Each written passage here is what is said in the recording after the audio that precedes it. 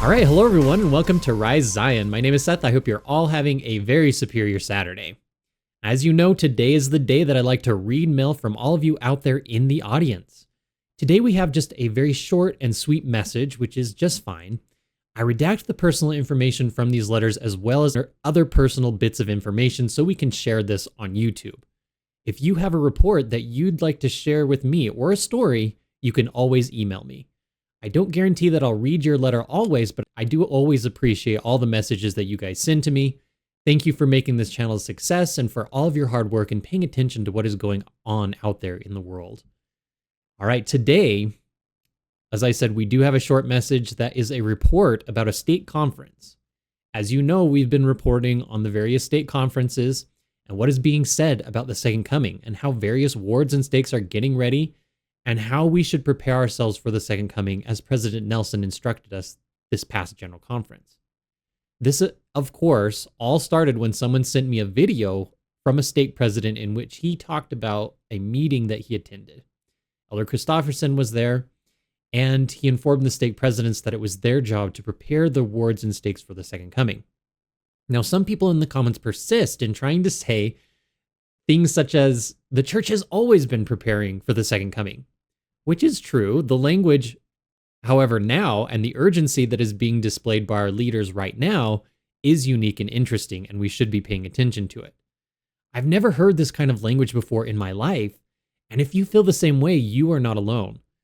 I've had many people tell me personally, as well as many people in the comments, repeat that the way in which the church is currently talking about the second coming is different. And regardless, we should be paying attention to what is happening out there in the world anyway. But in any case, these letters that you've been sending me just adds to this growing body of evidence that this is the case. We should be preparing now for the second coming. In any case, let's begin and just start reading this letter. They say, "Hi Seth, my name is Redacted, and I just wanted to tell you I was blown away by someone's reply in the comment section saying that she had had the same dream that I had of the Lord descending down from the sky towards them wearing a blood-red robe. That gives me huge hope that it will not be long, that we will have to wait, as this friend and I are both getting up there in years. My 26-year-old son drowned at the beach from an epileptic seizure in 2009, and my husband had a heart attack. We had no idea that he had a problem, and he didn't make it to the hospital in the ambulance in 2014, and so they are waiting for me, and the rest of my family is waiting as well." Okay, so I just wanted to pause there. So when I read these first paragraphs, my first inclination was, okay, so this is very, very sad, and I can tell that this event weighs heavily on their mind. But I think that I understand why they included this in their story. Okay, they are just saying that have hope in Jesus Christ's second coming. They have hope in the resurrection, that it will be soon. But not only this, but they also seem to be implying that either way, they will be happy to be reunited with their family, either in this life or in the life to come. And I think that that is a good perspective to have, regardless of when the second coming is. And it's just very remarkable that both this person and their friend in the comment section of my videos had the exact same dream of Jesus Christ descending in a red robe. I typically encourage people to share their spiritual experiences if they feel inspired to do so by the Spirit. And in this case, because more than one person had the same dream, it appears that they were indeed inspired to do so. So I would just like to add also that sometimes, a lot of times, in fact, the Lord gives us miracles and spiritual experiences in our lives to bless the lives of other people. So we should always be aware of when the Spirit is telling us to share those or not. Okay, but let's continue reading. In state conference today, M. Travis Woolsey, who is in Area 70, told us that his jaw dropped when he heard that President Nelson said in his talk about the second coming of the Lord last October. He told us to make our discipleship our highest priority and that living in our covenants is the safest place.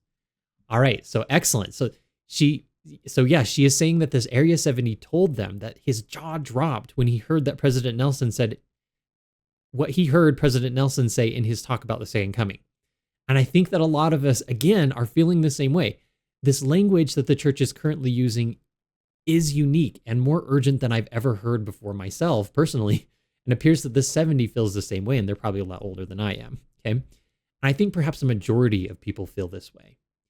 I've often considered, as I've been reading the comments and, hearing people's comments in general, why it is that some people are able to discern this and other people don't seem to want to see it. Is it unbelief? Is it fear? Sometimes I think it may have to do with a sense of caution. They don't want to believe something that isn't true, and I think that I can respect that for sure. If that's the case, right? Now, none of us want to believe in a lie, certainly, but I think that for the believer, we do understand that the second coming does have to happen sometime. We look at the signs of the things that are happening all around us. The wars and the rumors of wars, the storms, the droughts, the fires, the plagues and the pestilences, the earthquakes and the volcanic activities. Recently we just had these tornadoes that passed through, and this weekend we're going to have more tornadoes. But anyway, when you combine all that with what the living prophets are saying right now, then the question becomes, well, why not now? Why couldn't Jesus Christ descend today or tomorrow in his red robes, right? Well, let's continue reading. They say, I was touched when he said that God wants to save his family, and so he sent his son, Jesus Christ. I appreciate you so much for your time and your effort and goodwill that you put into these videos, as it gives us all hope. Sincerely, Redacted.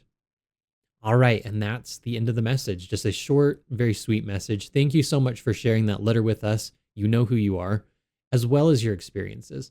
Let's get our lives in order right now, regardless of when the second coming might happen. I'm certainly excited for the future, and I'm excited for any other reports and news that you'd like to send me about the second coming, about reports from your stakes or wards, about what you guys are doing to prepare. Again, I'll include my email in the description of this video and in the comments. Now, before you go, please make sure to like, comment, and subscribe to the channel. Our goal, of course, is to reach 20,000 subscribers in 3 months. And our ultimate goal is to surpass John Dehlin's Mormon Stories podcast within the next 2 years. So in order to do that, we need to get 20,000 subscribers in 3 months. All right. And also, so that these important messages can reach as many people as possible through the YouTube algorithm. Thank you so much for watching, you guys. And until next time, bye.